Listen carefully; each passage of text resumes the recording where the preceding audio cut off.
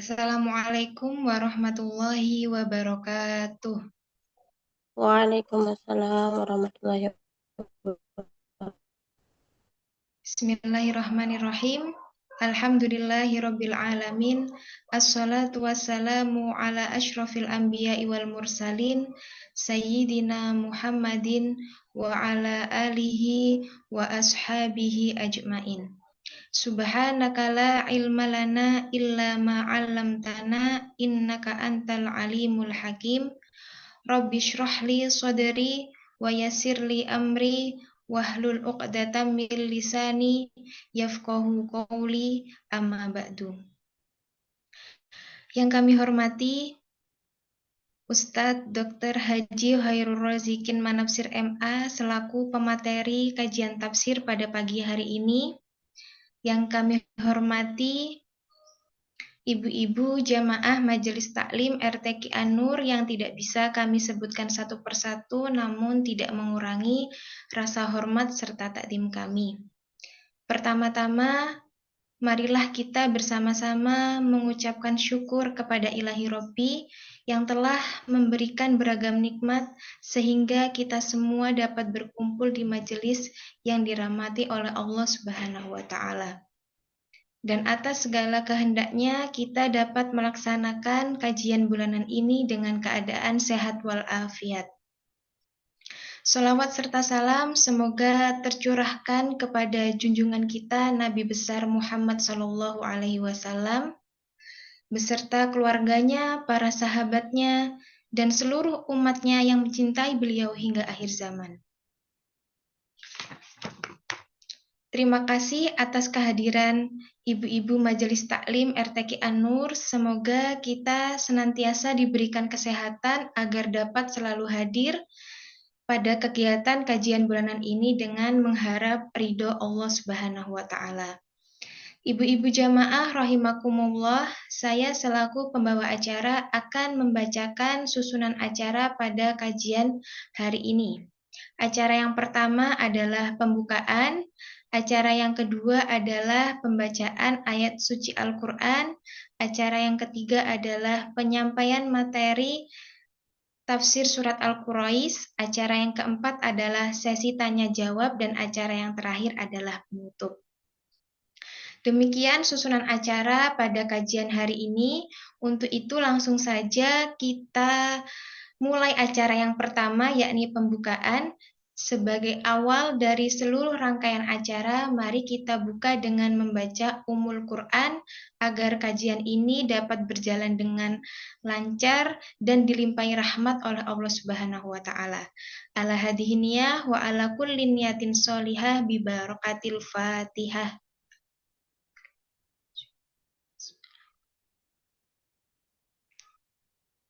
Stain ihdinas siratal mustaqim siratal ladzina an'amta 'alaihim. Acara berikutnya adalah pembacaan ayat suci Al-Quran yang akan dibacakan oleh Ibu Siska. Waktu dan tempat kami persilahkan. Assalamualaikum warahmatullahi wabarakatuh. Waalaikumsalam warahmatullahi wabarakatuh. A'udzu billahi minasy syaithanir rajim. Bismillahirrahmanirrahim. Li'ilafi Quraisy ilafihim rihlatash syita'i was-sayf فليعبدوا رب هذا البيت الذي أطعمهم من جوع وآمنهم من خوف. Artinya, dengan nama Allah yang Maha Pengasih, Maha Penyayang. Karena kebiasaan orang-orang Quraisy, yaitu kebiasaan mereka bepergian pada musim dingin dan musim panas. Maka hendaklah mereka menyembah Tuhan pemilik rumah ini, Ka'bah, yang telah memberi makanan kepada mereka untuk menghilangkan lapar dan mengamankan mereka dari ketakutan. Maha benar Allah dengan segala firman-Nya. Wassalamualaikum warahmatullahi wabarakatuh. Waalaikumsalam warahmatullahi.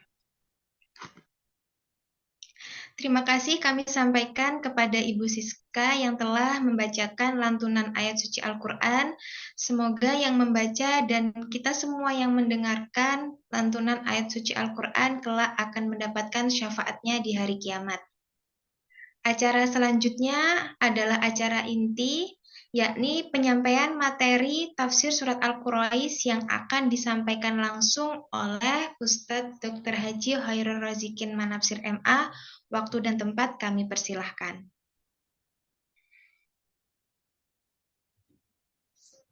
Alhamdulillahirabbil alamin wassalatu wassalamu ala asyrafil anbiya'i wal mursalin sayyidina wa habibina wa syafi'ina wa qurrati ayunina Muhammadin as-sadiqil amin wa ala alihi wa sahbihi ajma'in amma ba'du. Assalamualaikum warahmatullahi wabarakatuh. Waalaikumsalam warahmatullahi wabarakatuh. Allahumma ighfir lana wa liwalidayna wa limasyayikhina ajma'in. Allahumma faqihna fid din wa alimna tawil. Rabbi israh li sadri wa yassir li amri wahlul 'uqdatam min lisani yafqahu qawli. Nawaitu ta'alluma wa ta'lim wa tadhakkur wa tadhkir wa an-nafa wal intifa wal ifada wal istifada wal hadd ala tamassuki bi kitabillahi wa sunnati rasulih sallallahu alaihi wasallam wa du'a ilal huda wa dalala al khair wa ibtigha wajhillahi wa mardatihi wa qurbihi wa thawabihi subhanahu wa ta'ala. Alhamdulillah pada pagi hari ini kita bisa berjumpa kembali untuk membahas tafsir dari salah satu surat di dalam Al-Quran, yaitu surah Li'ilafi Quraisy, berdasarkan kitab tafsir Al-Quranil Azim yang ditulis oleh Al-Imam Imaduddin Abul Fida Ismail ibni Umar ibni Katsir rahimahullahu ta'ala. Beliau adalah salah satu ulama ahli tafsir yang lahir pada tahun 701 Hijriah dan wafat pada tahun 774 Hijriah. Baik, sebelum kita mulai pembacaan tafsir dari kitab tafsir Ibnu Katsir ini, kita perlu tahu dulu apa itu suku Quraisy. Kenapa kok disebut suku Quraisy dan siapa saja suku Quraisy itu tersebut? Maka di sini Ana akan coba share diagram dari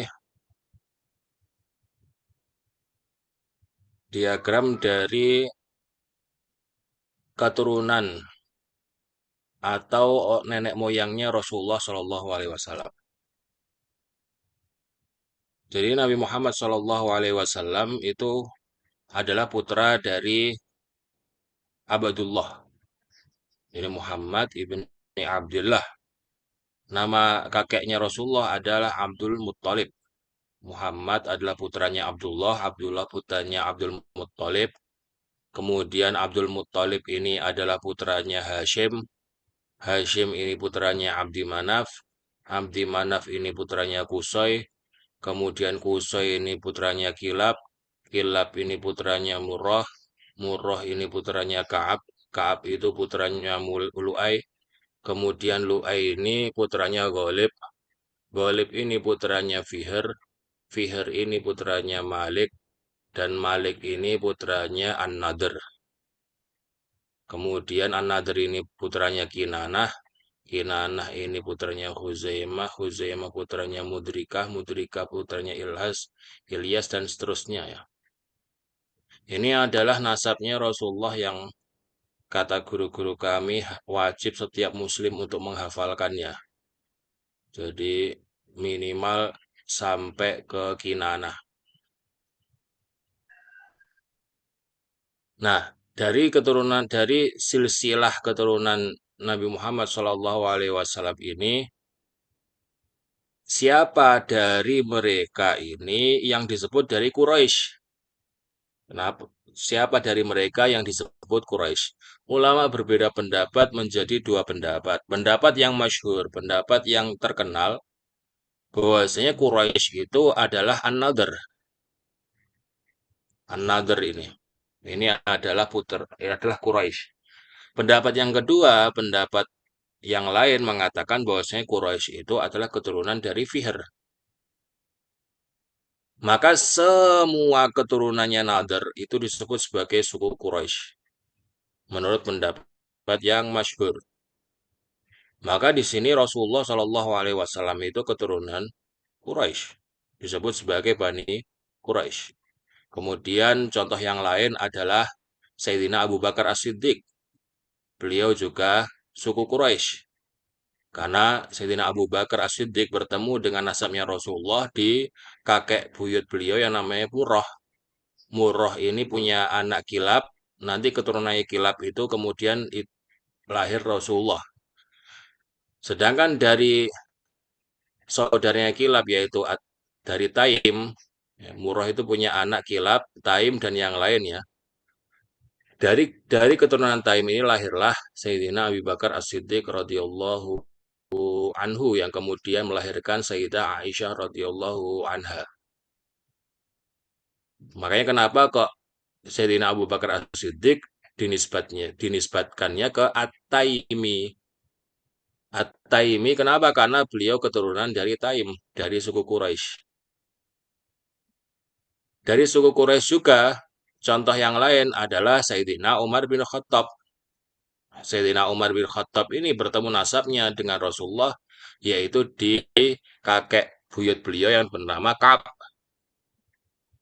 Ka'ab ini punya anak yang namanya Murrah. Dari Murrah ini kemudian lahir Rasulullah dan Sayyidina Abu Bakar. Sedangkan dari Adi, putra Ka'ab yang bernama Adi, itu lahirlah Sayyidina Umar bin Khattab radhiyallahu anhu yang kemudian melahirkan Sayyidina Abdullah bin Umar radhiyallahu anhuma. Makanya Sayyidina Umar itu dari Bani Adi, dari Al-Adawi, makanya disebut Al-Adawi. Sayyidina Umar bin Khattab dinisbatkannya ke Al-Adawi Al-Qurashi. Kenapa disebut Al-Adawi? Karena beliau keturunan dari Adi. Nah, ini contoh dari Quraisy. Begitu juga Sayyidina Ali bin Abi Thalib, Sayyidina Abdullah bin Abbas itu juga suku Quraisy karena beliau adalah keturunan dari Abdul Muttalib. Sayyidina Ali itu adalah sepupunya Rasulullah. Sayyidina Abdullah bin Abbas itu juga sepupunya Rasulullah. Anak dari paman. Putra dari paman Rasulullah Shallallahu Alaihi Wasallam.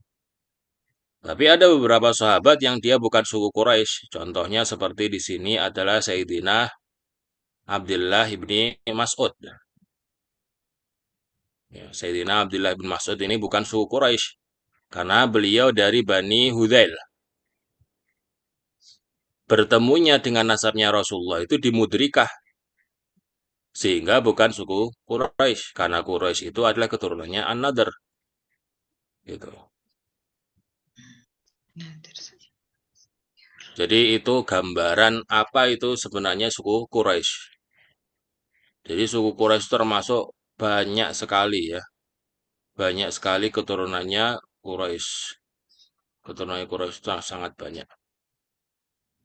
Termasuk yang kemudian menjadi pemimpin di Daulah Bani Umayyah itu semuanya suku Quraisy. Kemudian Daulah Abbasiyah itu semuanya suku Quraisy. Karena di dalam Islam khalifah itu hanya boleh dipegang oleh suku Quraisy. Khalifatul Muslimin itu hanya boleh dipegang oleh suku Quraisy. Maka nggak mungkin orang Jawa jadi khalifah itu mustahil. Selama ada orang Quraisy yang kompeten, maka suku yang lain nggak boleh naik. Gitu. Di dalam syariat Islam seperti itu. Makanya khilafah Islamiyah semuanya ya dari suku Quraisy. Makanya Islam itu sebenarnya menyikapi isu SARA itu dengan adil. kita nggak mengingkari 100% bahwasanya kemampuan memimpin itu berdasarkan keturunan. Tapi kita juga nggak meyakini 100%. Kita nggak terlalu mendukung kepemimpinan terhadap suatu suku tertentu. Kita juga nggak mengingkari secara total. Alias keturunan itu ada darah kepemimpinan yang mengalir di dalamnya. Makanya kenapa kok pondok pesantren itu rata-rata yang tua-tua itu dipimpin oleh kiai yang keturunan sultan. Lihat pondok-pondok yang besar seperti Pondok Lirboyo, Pondok Tebu Ireng, Pondok kemudian Pondok Sidogiri yang umurnya itu udah ratusan tahun, Pondok Gontor juga. Itu semuanya keturunan sultan. Mereka keturunan raja, keturunannya Rasulullah. Ada darah suku Quraisynya. Dan memang mereka memiliki darah kepemimpinan. Jadi kalau memimpin tuh cocok gitu. Makanya kemudian diteruskan oleh anaknya yang kemudian kita sebut sebagai Gus. Itu kan punya darah kepemimpinan. Sehingga kita tetap mengakui bahwasanya darah kepemimpinan itu ada. Kita nggak boleh mengingkari 100%. Tapi tentu darah kepemimpinan itu harus dibarengi dengan ketakwaan. Sehingga di antara putra-putra kiai biasanya dipilih Gus itu yang paling alim di antara kakak adiknya yang kemudian diamanai untuk melanjutkan kepemimpinan di pondok pesantren. Ya, begitu juga di dalam khilafah. Ketika khalifahnya meninggal, terutama ketika sistemnya kepemimpinan khilafah Islamiyah itu berubah menjadi kerajaan, mulai dari dinasti Umayyah, itu kan sudah kepemimpinan kita berubah menjadi monarki ya, dari kerajaan. Maka dipilih dari anak-anak dari raja sebelumnya, dari sultan sebelumnya, mana yang paling soleh. Jadi menggabungkan antara nasab dengan keilmuan. Islam itu adil. Nggak pernah kita membantah nasab itu nggak penting, penting. Orang kalau bukan keturunan pemimpin, memimpin hancur. Ya, walaupun dia soleh. Makanya kita tetap mempertimbangkan dua aspek, aspek kepemimpinan dan aspek ketakwaan atau kesolehan secara lohir. Sedangkan kesolehan secara batin ya wallahu a'lam ya kan. Kita cuma bisa melihat secara lohir. Secara lohir dia ahli ilmu, secara lohir dia ahli ibadah, ya kita sebut beliau sebagai orang yang soleh. Walaupun secara lohir, secara batin ya wallahu a'lam. Itu sedikit sekilas bagaimana Islam itu memandang Quraisy. Maka Quraisy ini bukan sembarang suku, bukan sembarang suku. Dan kalau di zaman sekarang, suku Quraisy itu ya keturunan-keturunannya Rasulullah SAW itu ya disebut sebagai Sayyid, kemudian disebut sebagai Sayyidah, disebut sebagai Habib, disebut sebagai eh, Syarifah, Syarif, Syarifah itu semuanya adalah suku Quraisy. Karena nggak mungkin dia keturunan Rasulullah kecuali sukunya suku Quraisy ya namanya Rasulullah sukunya suku Quraisy. Walaupun kita bilang bahwasanya Rasulullah kan nggak punya anak laki-laki yang meneruskan keturunannya, tapi kan satu-satunya jalur keturunannya Rasulullah itu dari pernikahan Sayyidina Ali bin Abi Thalib dengan Sayyidah Fatimah Az-Zahra. Dan Sayyidina Ali itu suku Quraisy. Jadi walaupun kita bilang bahwa saya nasabnya nggak lewat jalur laki-laki ke Rasulullah, tapi tetap dia suku Quraisy. Maka mereka paling pantas untuk menjadi pemimpin umat Islam selama mereka memiliki ketakwaan dan kesolehan. Itu suku Quraisy dan lika-likunya di syariat Islam ya. Kemudian kita akan membaca tafsirnya.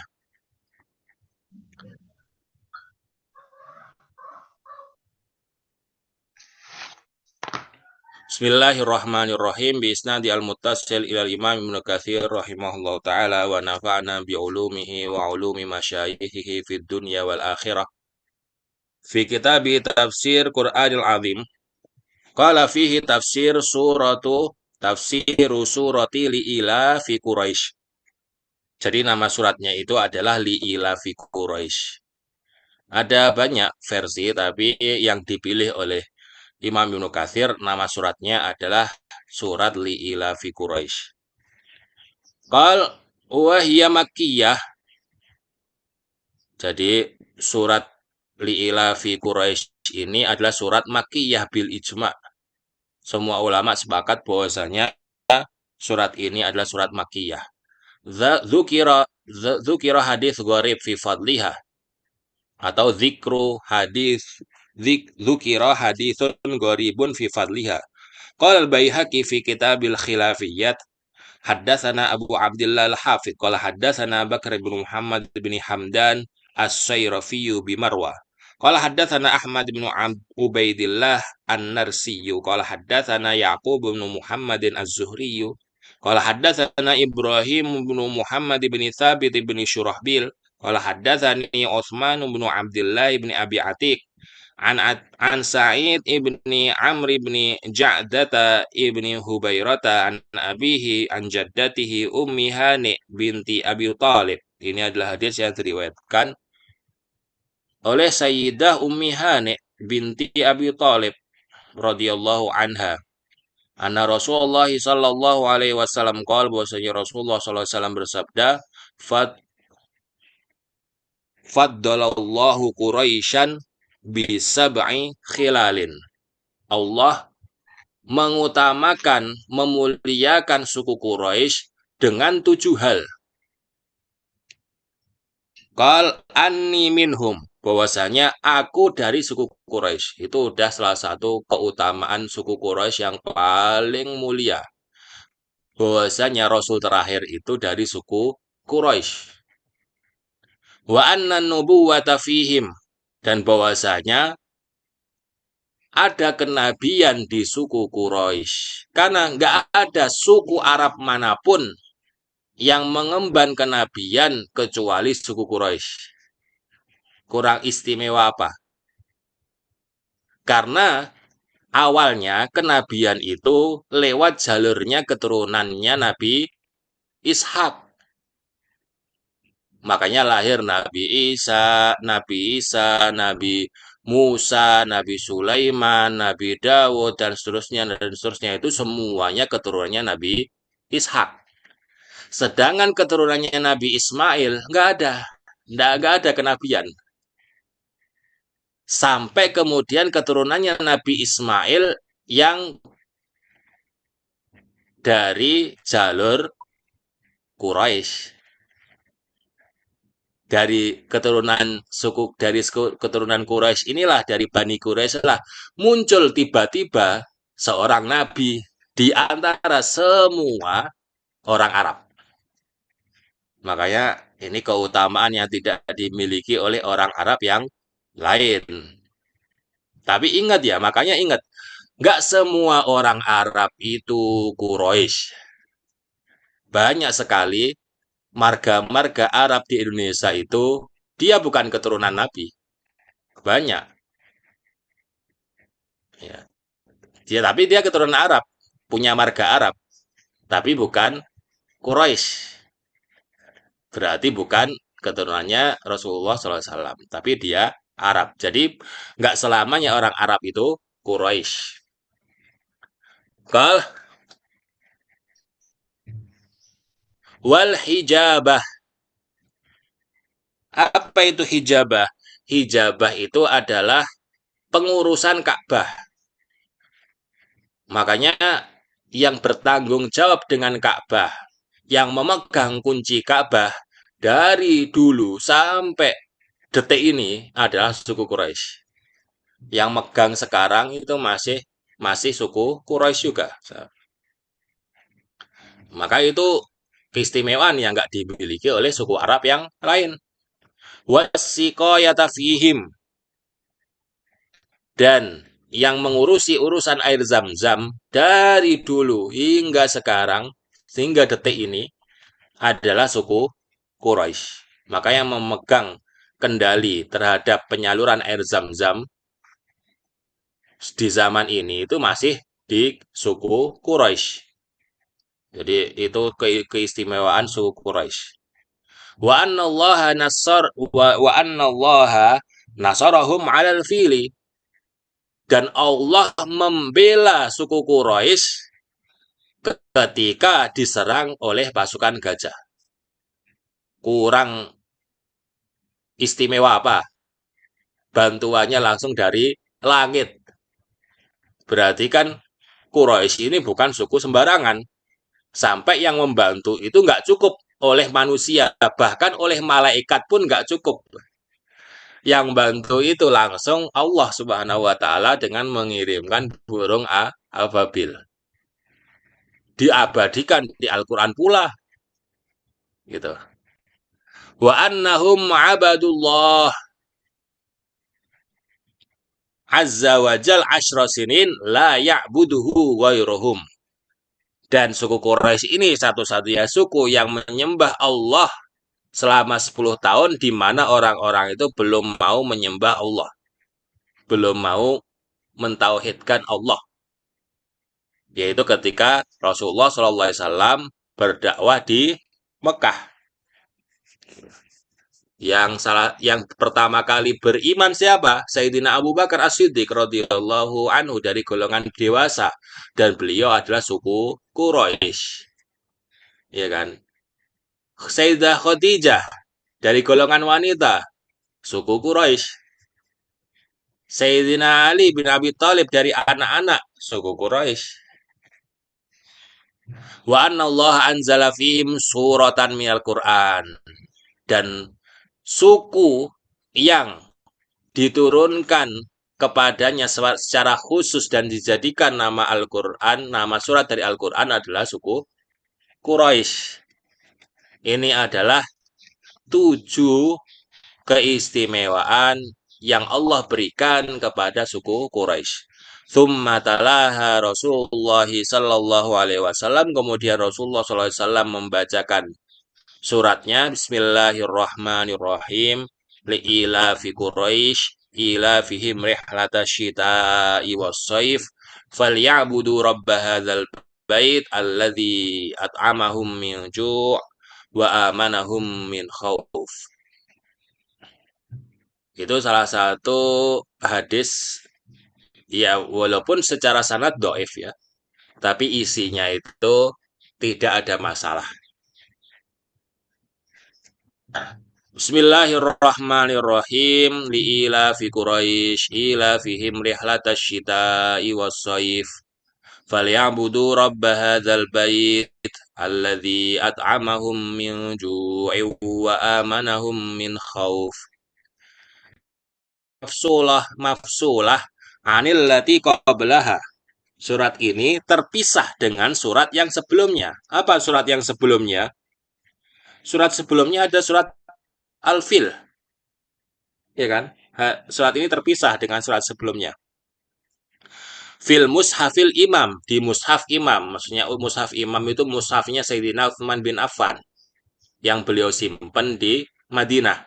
Itu mushaf al-imam. Kemudian dikopi salinannya, kemudian kan dikirimkan di kota-kota yang lain. Nah, di mushafnya Sayyidina Utsman, surat Al-Li'ila fi Quraisy ini terpisah dengan surat Al-Fil. Katabu bainahuma satron, dan di antara dua surat ini tertulis Bismillahirrahmanirrahim. Wa in kanat muta'alliqah bima qablaha. Walaupun secara isi surat Al-Ila fi Quraisy itu masih sambungan dengan surat Al-Fil, masih terusannya gitu loh. Kama sarraha bidzalika Muhammad bin Ishaq wa Abdurrahman ibnu Zaid bin Aslam, sebagaimana yang dijelaskan oleh Imam Ibnu Ishaq dan Imam Abdurrahman ibnu Zaid bin Aslam. Lianna al-ma'na indahuma, karena menurut mereka berdua tafsirnya adalah habasana habasna an makkatal fila wa ahlakna ahlahu li'ila fi Quraisy ay li tilafihim wastima'ihim fi baladihim aminin. Jadi maknanya adalah kami itu menjaga Makkah dari serangan gajah. Wa ahlakna ahlahu, dan kami hancurkan gajah dan yang mengendarainya, gajah dan pasukannya. Makanya kan akhir dari surat Al-Fil apa? Faja'alahum ka'asfim ma'kul, ya kan, tarmihim bihijaratim min sijil faja'alahum ka'asfim ma'kul li'ila fi Quraisy, gitu. Jadi kami itu sudah menghancurkan gajah dan pasukannya dengan batu-batu yang dari api neraka, kemudian kami jadikan mereka itu seperti daun yang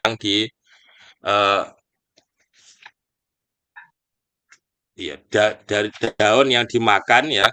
Kemudian li'ila fi Quraisy li'tilafihim wastima'ihim fi baladihim amin, karena orang-orang Quraisy itu kebiasaannya itu adalah mendapatkan keamanan di daerah tempat tinggalnya, yaitu di kota Mekah. Karena kota Mekah ini ciri khasnya adalah aman, dan itu adalah tempat tinggalnya suku Quraisy, maka kami hancurkan semua hal yang merusak keamanan kota Mekah. Termasuk di dalamnya adalah serangan dari Habasyah berupa pasukan gajah. Jadi, menurut Imam Ibnu Ishaq dan Imam Abdurrahman bin Zaid bin Aslam, dua surat ini sebenarnya satu surat. Tapi kemudian di mushaf di mushaf Sayyidina Utsman, ternyata dipisahkan dengan basmalah, walaupun secara konteks, secara tafsir itu masih sambungan, masih nyambung itu antara dua surat ini. Itu tafsiran yang pertama, ya. Ini bukan tafsiran satu-satunya, karena ada yang nggak setuju. Kemudian pendapat yang berikutnya, wakila, dan dikatakan, al-muradu bidzalika makanu ya'lafuna min rihlah fi syita'i ilal Yaman. Ya, maksudnya adalah apa yang menjadi kebiasaan suku-suku Quraisy min rihlah fi syita'i ilal Yaman, ketika musim dingin mereka itu mengadakan perjalanan ke Yaman. Karena di saat Jazirah Arab itu musim dingin, Yaman itu relatif hangat. Makanya ketika musim dingin, pergilah suku Quraisy itu ke Yaman untuk berdagang. Wa fi shaif, sedangkan ketika musim panas, ketika Jazirah Arab musim panas, perdagangannya kemana? Ke Syam. Wa fi shaif ila Syam, ke wilayah Syam. Fil matajir wa entah itu karena perdagangan atau karena ziarah. Tahu sendiri, Syam itu berarti utaranya Jazirah Arab. Jadi kalau musim panas itu ke utara sampai ke wilayah Syam, kemudian ketika musim dingin itu ke selatan, yaitu ke wilayah Yaman. Thumma yarji'una ila baladihim aminina fi asfarihim. Kemudian suku Quraisy itu setelah berpergian ke Syam, setelah berpergian ke Yaman, mereka itu ketika kembali lagi ke Mekah itu dalam keadaan aman. Tidak ada gangguan sama sekali ketika perjalanannya. Kenapa? Li'adhamatihim indan nas, karena semua orang itu segan sama suku Quraisy. Nggak ada yang berani begal suku Quraisy, itu nggak ada. Saking berwibawanya suku Quraisy, saking terhormatnya suku Quraisy. Lah gimana pemegang kunci Ka'bah kok diperangi? Itu kan kualat nanti. Jadi orang Arab itu udah nggak ada yang berani mengutak-ngatik perjalanan dagangnya suku Quraisy. Entah itu perjalanan ke Syam maupun perjalanan ke Yaman. Makanya ketika perang Badar muncul, itu langsung heboh. Kenapa? Itu baru pertama kali terjadi kafilah dagang diusik oleh seseorang. Siapa yang mengusik? Rasulullah Shallallahu Alaihi Wasallam. Makanya heboh langsung ketika Badar, ketika Rasulullah itu mengirim ancaman ke kafilah dagang, itu langsung heboh, satu suku Quraisy itu heboh. Sehingga muncullah perang Badar, padahal perkaranya sepele. Gara-gara apa? Gara-gara ada orang yang berusaha ngutak-ngatik perjalanan dagang. Maka suku Quraisy itu suku yang terhormat, suku yang disegani.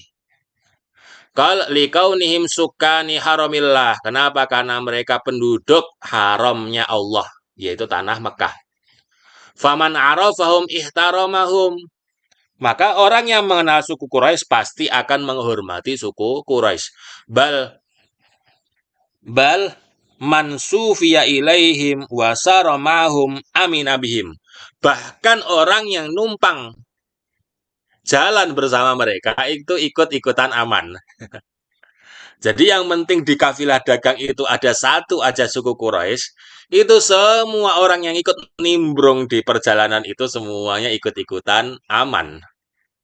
Gara-gara ada satu orang dari suku Quraisy. Hadza haluhum fi asfarihim wa rihlatihim fi syitaihim wa saifihim. Ini keadaan mereka, yaitu suku Quraisy di perjalanan mereka, ya kan? Di musim dingin maupun di musim panas.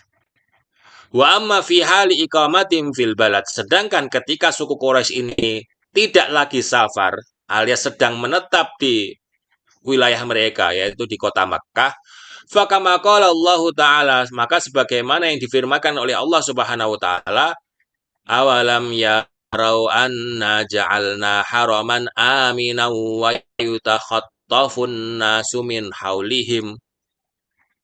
Allah itu sudah menjadikan apa? Haraman aminan.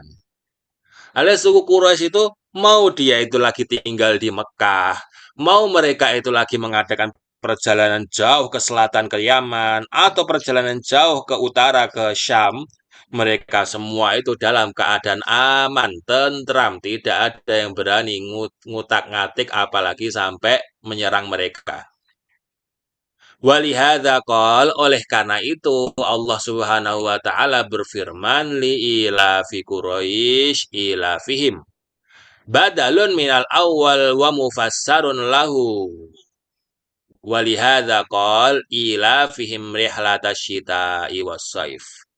Jadi itu tafsirannya ayat yang Al-Ankabut ya sebelumnya.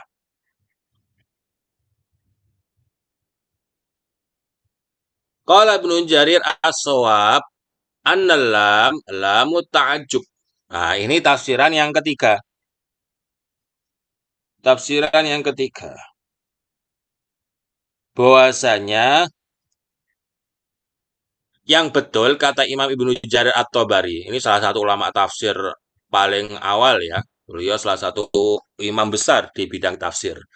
Beliau merojihkan bahwasanya yang betul makna dari lam itu adalah lam at-ta'ajjub. Li ila fi Quraisy itu maksudnya lamnya li itu lam ta'ajjub. Lam yang maksudnya adalah takjub. Ka'annahu yakul, seakan-akan Allah itu ingin berfirman, i'jabu li ila fi Quraisy wa ni'mati alaihim fi dzalik. Jadi lihatlah, takjublah kalian dengan kebiasaannya suku Quraisy dan nikmatku yang aku berikan kepada mereka di kebiasaan mereka. Maksudnya apa? Mereka kalau di Mekah itu aman, kalau kemudian safar itu aman, bahkan dengan perjalanan yang sangat jauh di masa itu. Takjublah dengan kebiasaan Quraisy dan nikmatku pada mereka semua. Mereka kalau dagang itu untung terus. Ya dagang ke Yaman, balik, dapat untung, dagang ke Syam, balik dapat untung, ya kan? Itu nikmat Allah. Takjublah kalian dengan nikmat Allah yang selalu aku berikan kepada orang-orang suku Quraisy. Jadi itu tafsiran yang ketiga ya. Bahwasanya lam itu adalah lam takjub. Lam lam yang maksudnya adalah takjub. Qala wa dzalika li ijma'il muslimin ala annahuma suratani munfasilatani mustaqillatani. Maka ada dua pendapat ya. Pendapat yang pertama, surat Li'ila fi Quraisy ini adalah sambungan dari surat Fil. Walaupun dipisahkan dengan basmalah, artinya masih satu pembahasan. Sedangkan pendapat yang kedua, surat Li'ila fi Quraisy ini benar-benar berbeda dengan surat Fil. Walaupun ada kesinambungannya, tapi dia itu surat yang berbeda dan berdiri sendiri. Itu pendapatnya Imam Ibnu Jarir At-Tabari rahimahullah ta'ala. Makanya di mushaf Imam, di mushafnya Sayyidina Utsman, ya ada basmalahnya karena memang dua surat yang berbeda. Walaupun ya, masih membahas tentang suku Quraisy gitu. Tsumma arsyadahum ila syukri hadhihi ni'mah al-'azimah. Kemudian Allah mengisyaratkan, menganjurkan, mendorong mereka, yaitu orang-orang suku Quraisy, ila syukri hadhihi ni'mah al-'azimah, untuk mensyukuri nikmat ini, nikmat yang sangat besar ini. Faqala, makanya Allah berfirman, falyabudu rabb hadzal bait. Maksud dari ayat tersebut adalah falyuhiduhu bil ibadah, maka tauhidkanlah Allah dengan beribadah. Kama ja'alahum haraman aminan wa baitan mahraman. Kama ja'alahum haraman aminan wa baitan muharraman. Sebagaimana Allah sudah menjadikan untuk mereka haram yang aman dan rumah yang diharamkan. Diharamkan apa? Diharamkan untuk diutak-atik. Suku Quraisy ini kan tinggalnya di Haram Makkah. Kenapa disebut Haram Makkah? Karena Allah mengharamkan di tanah itu segala hal yang merusaknya. Haram untuk berperang, haram, bahkan haram untuk mempotek pohon, untuk motek daunnya aja haram, apalagi nebang pohonnya, itu jauh lebih haram lagi. Nggak boleh membunuh hewan di tanah haram. Makanya kenapa kok burung dara itu populasinya tidak terkontrol di tanah haram? Karena haram membunuhnya. Jangankan untuk membunuh burung dara yang ada di haram, bahkan mengusirnya itu haram. Makanya sering anak nasihati itu, teman-teman yang bikin video estetik-estetik di tanah haram sambil ngusirin burung, itu dosa. Itu maksiat.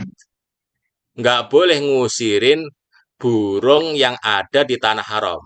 Kecuali ya kalau kita lewat dan dia terbang, ya itu urusan lain. Kita kan nggak niat ngusir, cuman dia salah sendiri. Ya nyari makan di tempat orang berjalan, ya kan.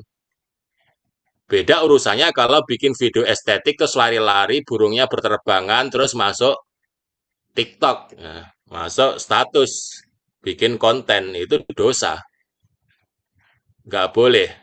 Nah, kalau anak-anak ya, anak-anak nggak mukallaf. Ini udah gede, masa nggak tahu hukumnya. Gitu. Maka hal seremeh itu aja diharamkan di tanah haram. Apalagi yang besar, yaitu apa? Pencurian, perampokan, peperangan. Jelas lebih nggak mungkin lagi terjadi di tanah haram. Maka itu nikmat Allah yang sangat besar. Kalau sudah tahu, maka cara mensyukurinya apa? Falyuwahhidu bil ibadah. Bertauhidlah kepada Allah dengan beribadah lillahi ta'ala. Tidak membuat sesembahan selain Allah.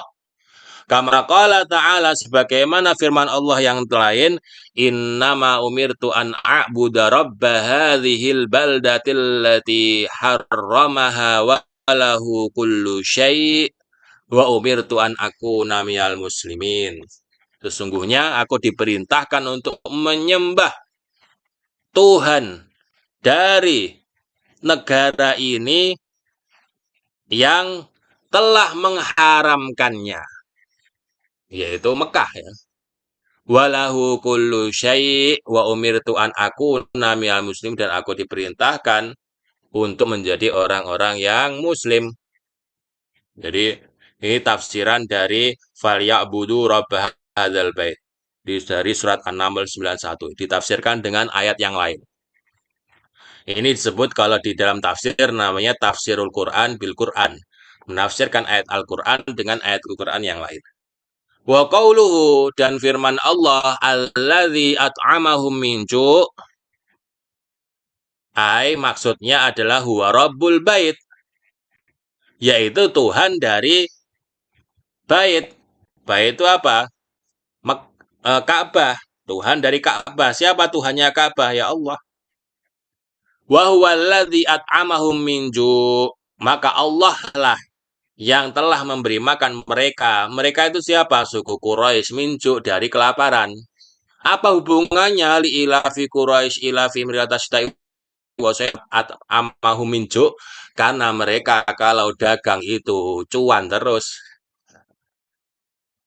Kalau dapat cuan otomatis apa? Ya bisa makan. Ya. Makanya faktor pertama yang Allah ingatkan, ingat kalian itu ketika dagang ke Yaman, wahai suku Quraisy, dan ketika dagang ke Syam, itu kalian selalu untung gitu loh. Sehingga kalian itu bisa makan dengan nyaman gitu. Wa amanahum min khauf. Maksud dari ayat tersebut adalah tafaddala alaihim bil amni war rukhas. Allah itu telah memberikan keutamaan bagi suku Quraisy dengan keamanan.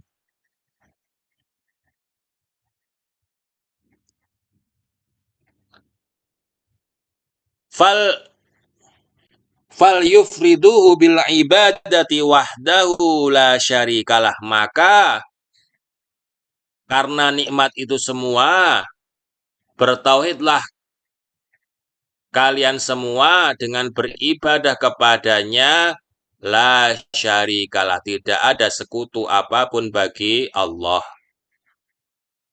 Jadi wala ya'budu min dunihi sonaman wala niddan wala wasan, dan jangan sampai orang Quraisy ini menyembah selain Allah, baik itu berupa sonaman, berhala, patung, wala niddan, wala wasanan, pokoknya apapun yang itu disetarakan dengan Allah, sekutu yang dikatakan sebagai sekutu Allah, baik itu berupa patung, baik itu berupa benda-benda yang lain maupun gambaran-gambaran yang lain.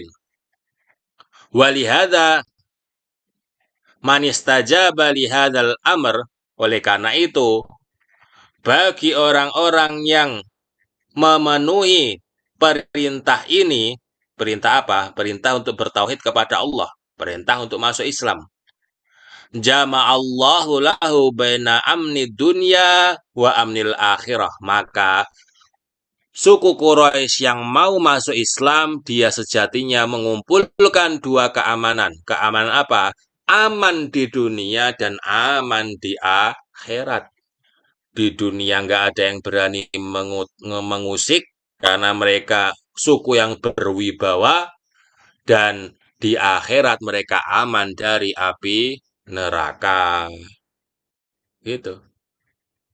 Makanya sama, keturunan-keturunan suku Quraisy yang sekarang jika mereka itu mau berilmu, mau soleh, mau bertakwa kepada Allah, maka mereka punya kedua keutamaan yang kita ini orang-orang Jawa ini nggak punya. Sekencang-kencangnya apapun kita itu ngaji, tetap kita kalah sama suku Quraisy yang ahli ilmu. Kenapa? Mereka mengumpulkan nasab dengan ilmu. Udah nasabnya mulia, punya ilmu, dan bertakwa lah kita nasabnya wallahu a'lam, ya kan? Ya. Terus ibadahnya juga wallahu a'lam gitu kan. Makanya ini adalah keutamaan suku Quraisy. Kalau mereka mau beriman, mau bertauhid kepada Allah, maka mereka mengumpulkan dua keamanan. Aman di dunia dan aman di akhirat. Waman asahu salabahuma minhu. Dan ingat, kalau nggak mau untuk beriman, bukan cuma nggak aman di akhirat, mereka juga nggak aman di dunia. Nggak jadi aman. Makanya orang Quraisy yang nggak mau beriman itu diperangi oleh Rasulullah Shallallahu Alaihi Wasallam. Nggak aman di dunia, nggak aman. Udah di akhirat nggak aman, di dunia pun nggak aman. Kama qala ta'ala, sebagaimana Allah berfirman, wa daraballahu mathalan qaryatan kanat aminatan mutmainnatan ya'tiha rizquha ragadan min kulli makan. Fakafarat bi an'umillah fa'adzaqaha Allahu libasal ju'i wal khawfi bima kanu yasna'un. Walaqad ja'ahum rasulun minhum fakadzabuhu fa'akhadhahumul azabu wa hum dhalimun. Jadi Allah itu memberikan permisalan suatu desa, suatu tempat yang sebelumnya itu aminatan mutmainnatan, damai, tentram. Yati harizquha ragadan min kulli makanin. Warganya itu sentosa, ya, pertaniannya itu lancar, perkebunannya lancar, peternakannya lancar, jual belinya lancar, pokoknya hidup aman, tentram, nyaman, slow living, ya. Faka farad bi an'umillah, tapi kemudian memilih untuk kufur dengan nikmat-nikmat Allah yang sudah Allah berikan. Akhirnya judol, ya kan? Terus zina, terus riba, terus merusak alam. Fa'adzaqahallahu libasal ju'i wal khawfi, maka Allah memberikan mereka sedikit dari rasa apa? Rasa lapar wal khauf dan rasa takut bima kanu yasnaun, akibat kekufuran mereka atas nikmat Allah yang sudah Allah berikan kepada mereka. Maka kufur nikmat itu nggak enaknya, nggak cuma di akhirat aja, di dunia pun udah mulai nggak enak gitu. Nggak ada enak-enaknya. Walaqad ja'ahum rasulun minhum fakadzabuhu. Kemudian dari permisalan itu Allah mengambil nilai yang jauh lebih utama apa? Sudah datang untuk mereka seorang rasul dari kalangan mereka sendiri, suku Quraisy, suku yang paling mulia. Fakadzabu, tapi mereka memilih untuk tidak mau beriman dengan rasul yang dari suku mereka sendiri ini. Fa'akhadzahumul azabu wa hum dhalimun, maka Allah menimpakan kepada mereka azab dan mereka itu orang-orang yang dolim. Maka kalau suku Quraisy ini dia itu karena hasad sesama suku, ya. Padahal mereka tahu bahwa saya Nabi Muhammad itu orang yang jujur, orang yang nggak pernah bohong sejak lahir. Dari dulu nggak pernah berbohong. Maka ketika tiba-tiba mendeklarasikan diri sebagai Rasul, ya seharusnya kan nggak bohong juga dong. Tapi mereka memilih untuk tidak mempercayainya. Padahal Rasulullah itu nggak punya track record berbohong seumur hidup. Itu problemnya di suku Quraisy. Mereka hasad pada sesama sukunya. Sedangkan dari kalangan Yahudi dan Nasara, mereka hasad karena di luar sukunya. Loh, Nabi dan Rasul dari dulu itu adalah keturunannya Nabi Ishak. Lihat Nabi Musa, Nabi Isa, Nabi Daud. Semuanya keturunannya Nabi Ishak. Alias semua itu Bani Israel. Lah kok tiba-tiba penutup Nabi dan Rasul itu dari keturunan yang nggak pernah jadi Nabi dan Rasul. Ini nggak salah, ini nggak benar nih. Ini problemnya kafir Quraisy dan problemnya Yahudi dan Nasara itu seperti itu semua. Semuanya itu berdasarkan apa? Berdasarkan hasad, dengki aja. Nggak mau insaf. Nggak mau menerima yang hak dari manapun itu berada. Gitu.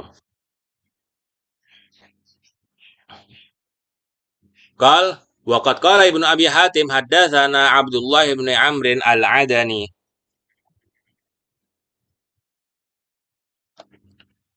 Qala haddatsana Qabisah, qala haddatsana Sufyan an Laits an Syahr bin Hausyab.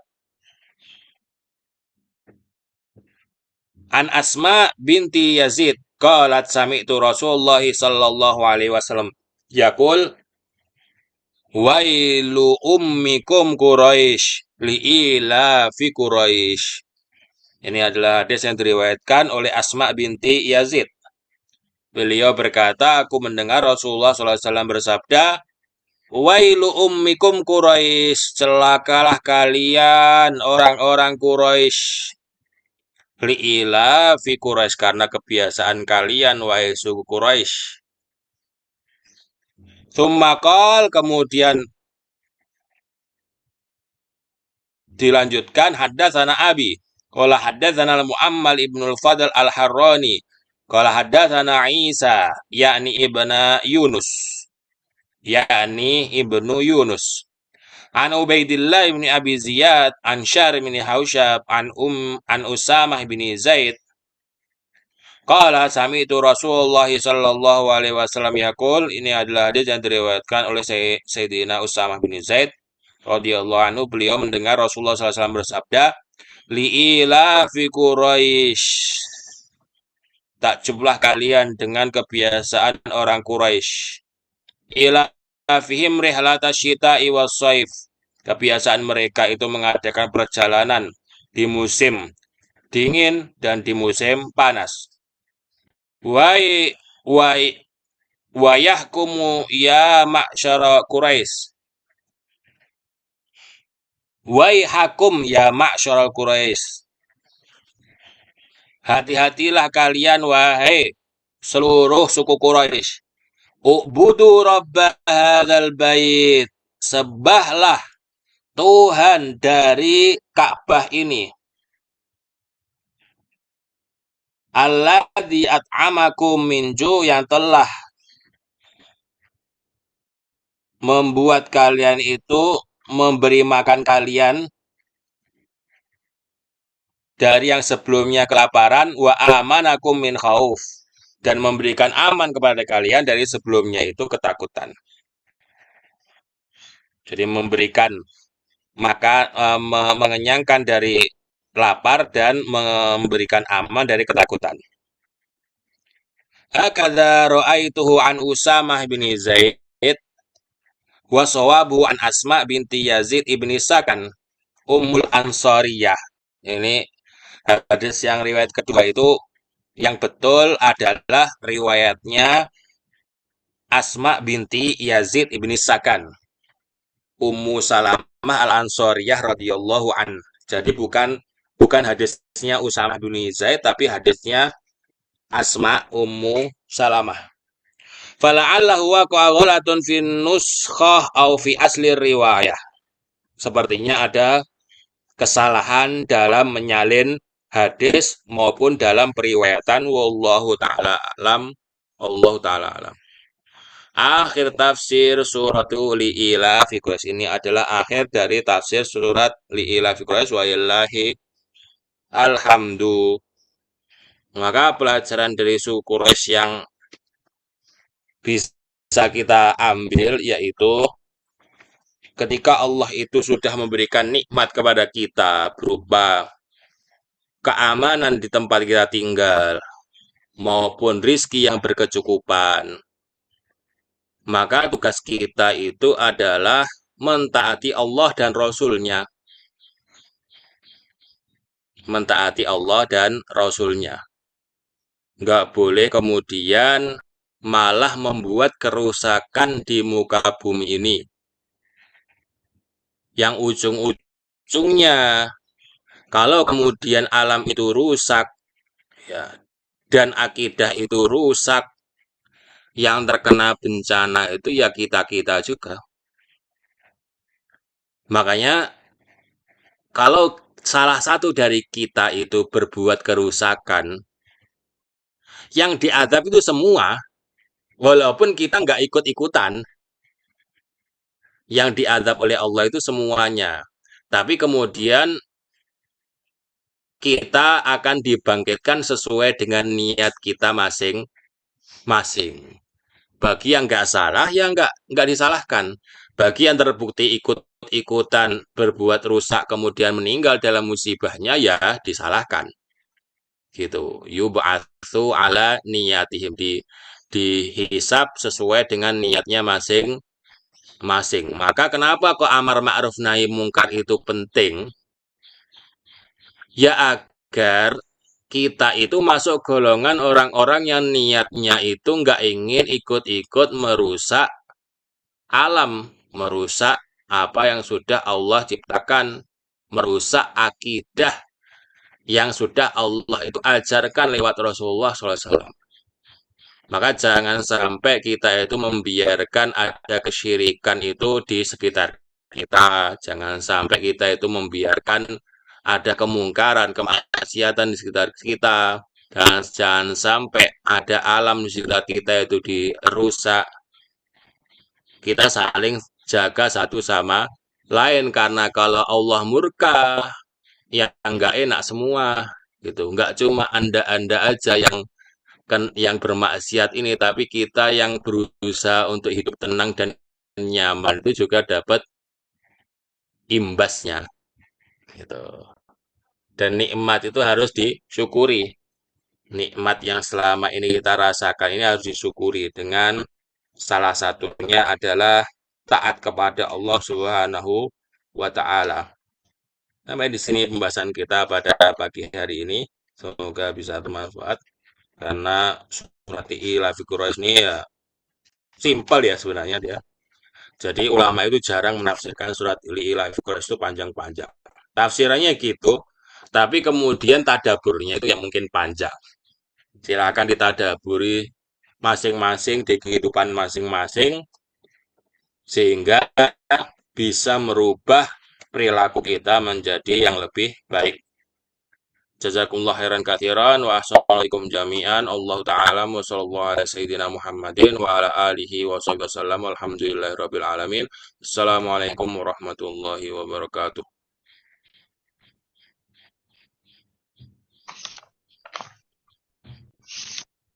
Terima kasih kami sampaikan kepada Ustadz Dr. Haji Khairul Razikin Manafsir atas materi yang telah disampaikan. Semoga materi yang beliau sampaikan menjadi ilmu yang bermanfaat di kehidupan kita. Amin amin ya robbal alamin. Acara selanjutnya adalah sesi tanya jawab. Di sesi tanya jawab ini kita batasi pertanyaannya yaitu 3 pertanyaan. Yang ingin bertanya silakan ditulis via chat di Zoom.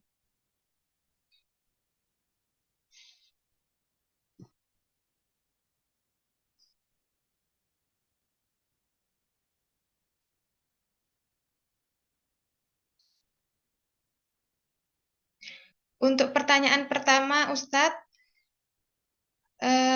bagaimana caranya menghilangkan penyakit hasad?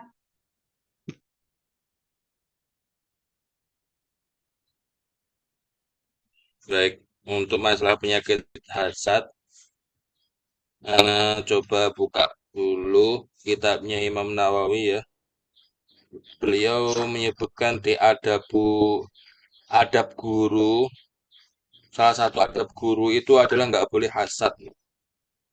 Dan beliau menyebutkan obatnya, obat dari hasad itu sendiri. Hmm,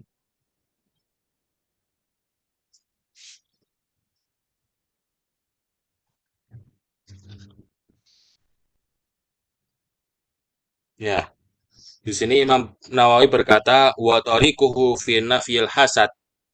Dan cara agar menghindari penyakit hasad itu adalah ayya'lama anna hikmatallahi ta'ala iqtadat ja'la hadzal fat fi hadzal insan. Bahwasanya hikmah Allah itu menghendaki bahwasanya nikmat itu berada di orang tersebut.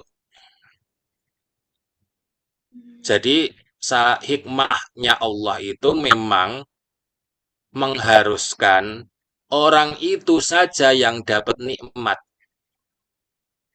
Tergantung apa yang dihasati, ya kan? Tergantung apa yang kalian hasadkan, apa yang kalian dengkikan. Kalian harus mengingat bahwasanya itu adalah hikmah Allah. Allah itu punya hikmah. Kenapa ke orang itu saja yang mendapatkan nikmat itu? Fala ya'tarid wala yakrah maktadathul hikmah. Maka jangan sampai kita itu menolak, membantah, dan tidak menyukai apa yang sudah menjadi hikmah yang Allah tetapkan. Walam yazummahullah ihtirazan minal ma'asi. Ya, dan jangan menjelekkan Allah agar tidak jatuh ke dalam kemaksiatan. Jadi gini, cara untuk menghilangkan hasad itu, Allah itu sudah menetapkan nikmat sesuai dengan pemiliknya masing-masing. Dan itu ada hikmahnya, bukan random. Alias gini, kalau misalnya kalian itu dengki, orang itu bisa beli sesuatu, kalian nggak bisa beli. Orang itu lulus ujian lowongan kerja, kalian nggak lulus. Terus kalian dengki. Ingat selalu bahwasanya justru nikmat itu paling cocok kalau yang memiliki aslinya yang memiliki gitu loh. Allah itu sudah mentakdirkan dia itu lulus, dia itu alim, dia itu pinter, dia itu hafalannya lancar, dia itu kalau dagang itu cuan terus, dia itu kalau ngomong itu menarik perhatian orang, dia itu viral terus, dia itu subscribernya banyak, dia itu followernya banyak. Itu ada hikmahnya sendiri-sendiri. Kenapa kok dia? Kenapa kok gak kita? Seandainya kita itu berusaha untuk mengambil nikmat itu dan dipindahkan ke kita, belum tentu cocok sama kita. Gitu. Jadi semua nikmat itu punya letaknya masing-masing yang nggak dimiliki sama orang lain. Kalau kalian ngotot nikmat yang seharusnya bukan milik kalian itu jadi milik kalian, bukannya kayak orang itu tapi kayak orang lain. Misalnya, oh, orang ini kaya ya, duitnya banyak ya. Itu kalian dengki gara-gara bisnisnya itu lancar terus. Dia ketika bisnisnya lancar, itu dia kemudian sedekah, dia kemudian ini nggak kelihatan sama kita. Dia membantu syariat Allah, dia itu membantu ilmu penyebaran ilmu syari. Lah kita ketika dapat cuan, buat apa? Buat jalan-jalan, buat kemudian beli barang mewah. Nggak cocok. Nggak cocok. Mending nggak punya duit. Mending uangnya ke dia aja. Uangnya bisa tersalurkan ke orang-orang yang cocok. Kalau uangnya ke kita, ya belum tentu bisa kayak dia. Malah dibuat beli barang mewah. Yang itu pun nggak tahu gunanya apa. Makanya ingat bahwasanya setiap dari kita itu nikmat yang Allah berikan spesial ke setiap dari kita itu punya hikmahnya masing-masing. Yang kalau itu dipindah ke orang lain, itu mungkin malah menimbulkan mudarat bahkan musibah yang fatal. Gitu. Maka itu cara yang paling mudah untuk menghilangkan rasa dengki, rasa iri sama orang lain. Kalian dagang sama temen, dagangannya sama, yang satu laris, kalian nggak laris-laris, nggak ada yang beli, ya udah, nggak usah dengki. Karena belum tentu kalau dagangan kita laris itu ada manfaatnya buat kita. Ya, belum tentu, belum tentu juga. Maka cara mudah untuk menghilangkan hasad itu gitu. Wallahu a'lam.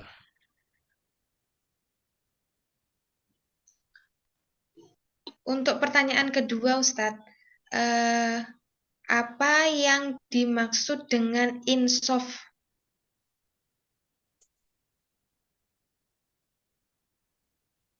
Insaf itu lawan dari eh, insaf itu ya bahasa mudahnya gini. Insaf itu menerima kebenaran dari manapun.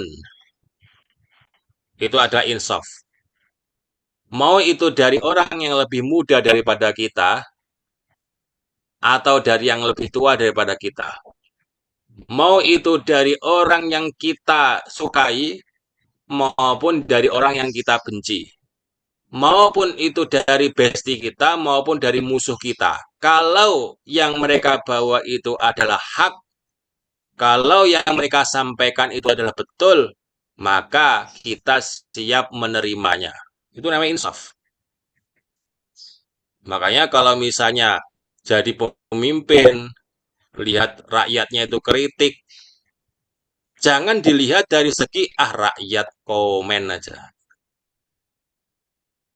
Tapi selama isinya itu hak, benar kita sebagai pemimpin itu salah, memberi kebijakan salah, maka kita siap mengkoreksi berdasarkan masukan dari rakyat sipil. Walaupun yang ngasih masukan bukan menteri ini, bukan penasihat presiden. Tapi kalau kita sebagai presiden melihat ada rakyat bersuara dan suaranya yang disuarakan itu hak, ya kita terima. Itu namanya insaf. Begitu juga kalau misalnya kita jadi ustazah misalnya. Ada bocil nih, murid kita. Ya, anak apa namanya? Anak-anak gitu kan. Bilang kalau ustazah bacaannya salah. Bukan itu, cara baca roknya itu bukan gitu, tapi gini. Dan itu betul. Betul itu dan kita kebetulan lagi salah itu. Maka kita siap mengkoreksinya. Oh iya, Afwan, tadi salah. Yang betul seperti yang diucapkan kamu gitu. Kalau rok itu bacanya kayak gini. Itu namanya insaf. Nah, insaf.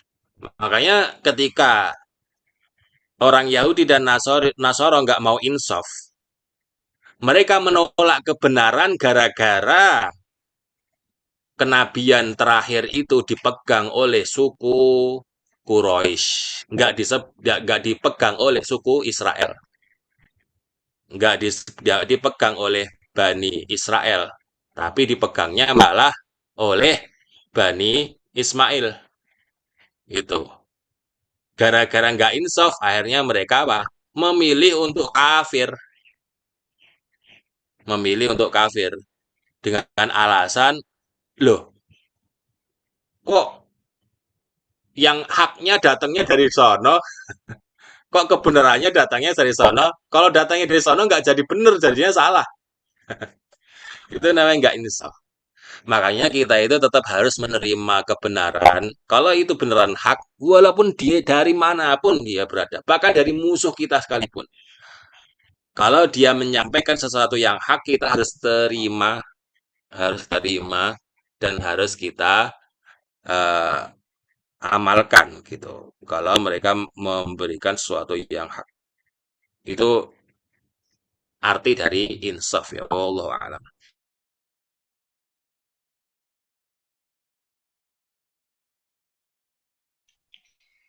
Hanya itu saja, Ustadz, pertanyaan untuk sesi kajian hari ini.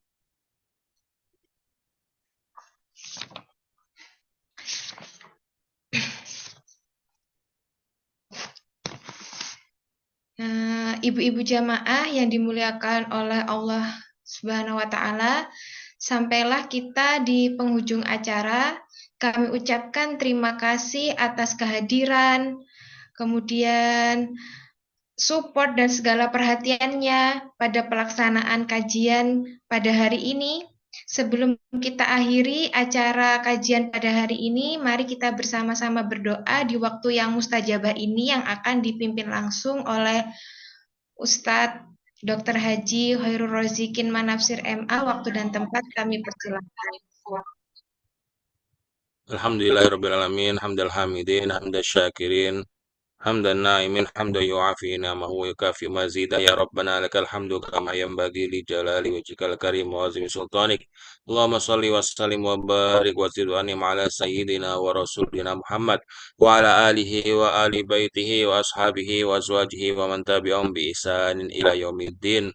Allahumma fir lana dunubana wa liwalidayna warhamhuma kama rabbawna shighara wal jami'il muslimina wal muslimat wal mu'minina wal mu'minat al ahya'i minhum wal amwat. Allahumma inna nas'aluka al huda wat tuqa wal afaf wal ghina. Allahumma inna nas'aluka al firdaus al a'la minal jannah wa na'udzu bika min sakhatika wa 'adzabika wan nar. Allahumma yassir umurana wa umura walidayna wa umura masyayikhina wa umura tullabina wa talibatina ajmain ya arhamar rahimin. Allahumma ujur ikhwanana fi Sumatra fi musibatihim wa akhluf lahum khairan minha. Allahumma anji ikhwanana mustad'afina fi kulli makan. Allahumma anji ikhwanal mustad'afina fi Gazzah. Allahumma anji ikhwanal mustad'afina fi Palestin. Allahumma ansurhum ala aduwika wa aduwihim ya qawi ya aziz. Allahumma alaika bidawlati Israel. Allahumma alaika biman awanhum ajma'in ya qawi ya matin. Rabbana atina fid dunya hasanah wa fil akhirati hasanah wa qina adzabannar. Subhana rabbika rabbil izzati amma yasifun. Wassalamun alal mursalin walhamdulillahi rabbil alamin. Jazakumullah khairan katsiran. Semoga Allah meridhoi amalan kita semua. Saya selaku pembawa acara, apabila dalam membawakan acara ini terdapat kekurangan dan tutur kata yang kurang berkenan di hati ibu-ibu semua, saya memohon pintu maaf dibukakan seluas-luasnya. Semoga kita dapat berjumpa di kajian berikutnya. Mari kita akhiri kajian pada hari ini dengan mengucapkan hamdalah dan doa kafaratul majelis.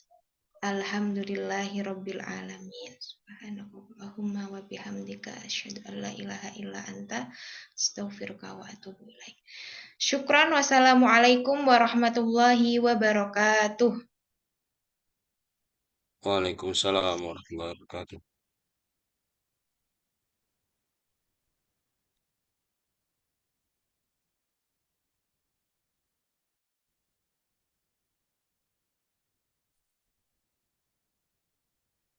Waalaikumsalam